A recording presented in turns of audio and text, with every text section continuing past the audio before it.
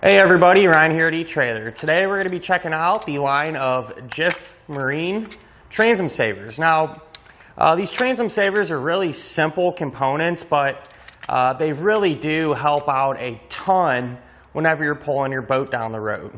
What they're going to do is help support your motor. That way, all that weight isn't bouncing around on your boat's transom. It's really important to keep your transom in good shape. That's obviously where it's holding your motor on, and so it's critical that that stays in good condition. And a transom is one of the things you really don't want to have to deal with. It's a lot of times if you get cracks in them or they rot out, whatever the case may be, get soft on you. A lot of times it's expensive to fix and time consuming. You need a lot of special tools. So to help reduce the risk of causing your transom to prematurely fail, you can use one of these savers. And what this is going to do is kind of stop your motor from bouncing all over the place whenever you're pulling it down the road to the boat ramp or storage, whatever the case may be.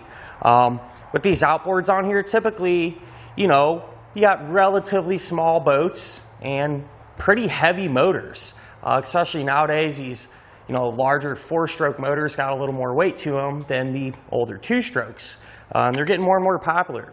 So it's important to keep this thing braced and prevent it from bouncing around. So to give you an example of that, today we have our motor trimmed up, which is great. It helps out a little bit. It helps get the weight of the motor, more towards the front of the boat, over the center of the transom, but that's only going to do so much. So even if I just kind of grab our motor, and I'm barely putting any pressure on this, so imagine if you're on 50 hitting potholes, you can see it just really working that transom. I don't want to do it too much, but there's nothing holding this. This is kind of flopping around, and something like this is going to prevent that from happening and save you a lot of time.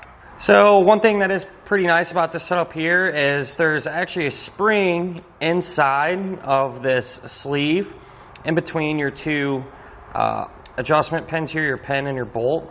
And what that's going to do is give you a little bit of cushion. Okay, so this isn't just one solid firm piece. The spring is tight, so it stays hard unless you really hit a big bump or something like that.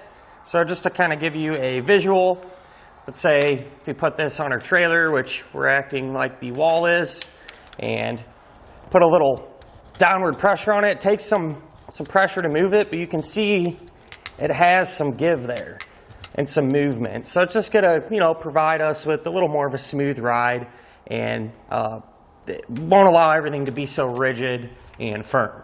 So the little feet here that go around the lower unit are made from rubber. It's relatively forgiving, so it'll kind of absorb some shock and vibration.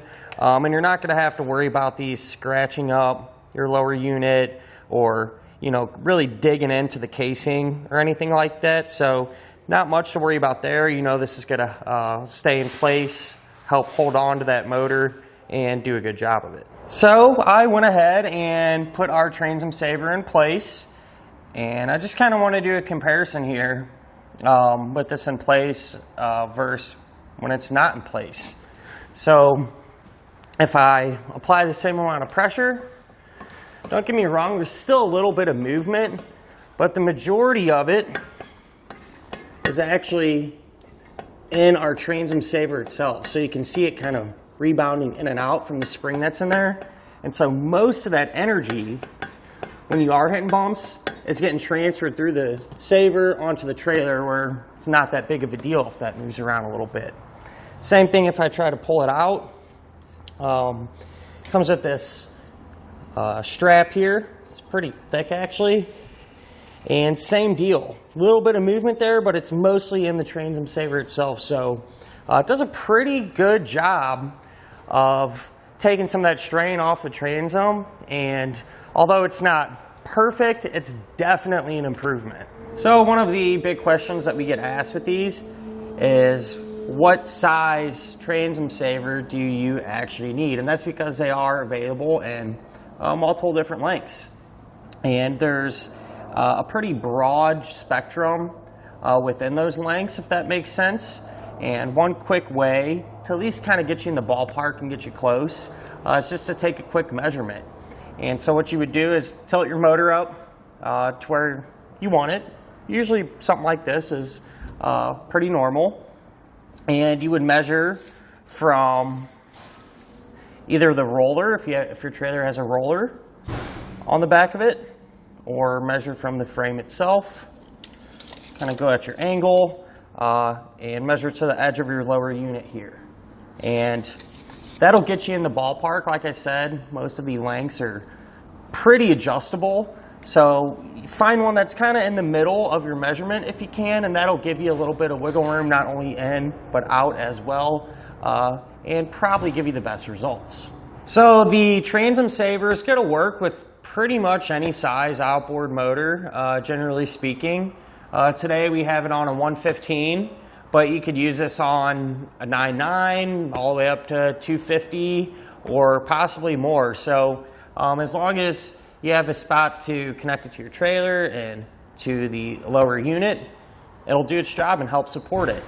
One thing I do want to mention, probably a super common scenario, but something to think about, is if you have a jack plate or something like that, which brings your motor up a little bit higher, something you need to think about is where your motor sits when it's on the trailer. So if it's way up here, say your lower unit is sitting up here, think about the angle from where this connects to the trailer. It might be too steep of an angle and hit the bottom of your boat, whatever the case may be. Just something I wanted to mention. I know everyone has a little bit different setup, and so it's worth thinking about. Another thing too, my boat, I actually have an outboard jet conversion on it.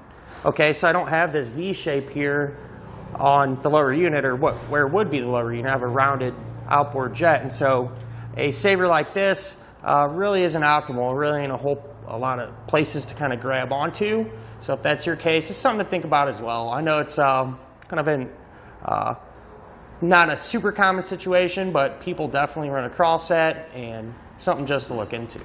Something I do want to mention, this part here that fits around our roller is going to be 3 inches wide. That's pretty common size. Most of these rollers are pretty generic, and so chances are pretty good this will work out with you with your setup. If your trailer doesn't have a roller like this, you can always pick one up here at eTrailer and put one on there, or you can mount this up a different way as well.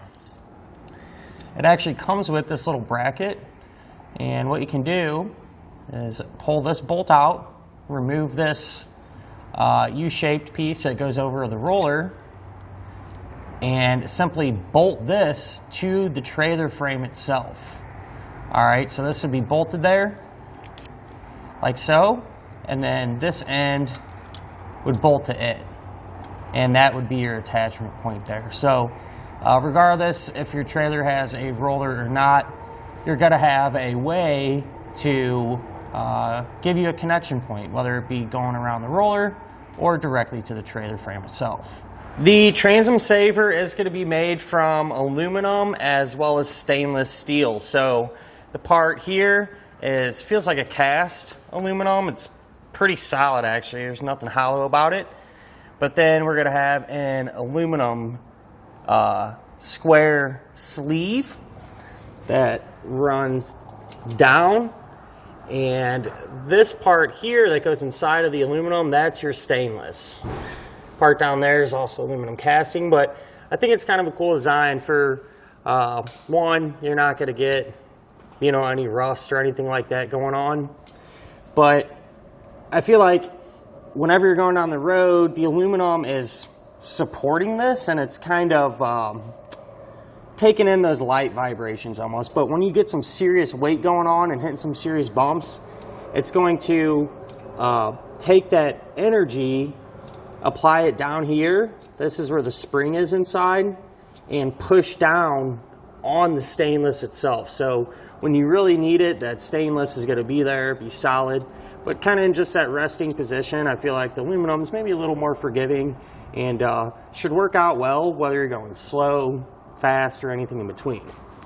So I figured we'd hook up to our tow vehicle and just kind of run our boat around through our test course. So over some bumps and a little bit of evasive maneuvering there, and see how it does. Once we kind of get going over the bumps, you do see the motor moving a little bit, and that's okay. But for the most part, it looks like our transom saver is doing the job. If you look, you really don't see any flex or movement at all on the transom, and that's the potential issue that this transom saver is resolving. Without that being there, you could just tell that that motor moving up and down would really put some strain on the transom. So with the saver being in place, something we're not going to really have to worry about too much. When we kind of start doing a little bit of evasive maneuvering, even on pretty much flat ground, you can tell that it's still supporting everything nicely. You know, the motor wants to kind of shift one side or the other, and up and down, and the saver's kind of eliminating that. You know, it gives it that solid attachment point to keep everything in place. So at the end of the day, if you trailer your boat, transom saver's almost a must-have. You know, it's going to really help keep your transom and everything else in good shape. That way you can be out on the water doing what you enjoy, as opposed to in the repair shop trying to get your boat fixed up. But with all that being said, that will finish up our look at of the line of Jif Marine Transom Savers.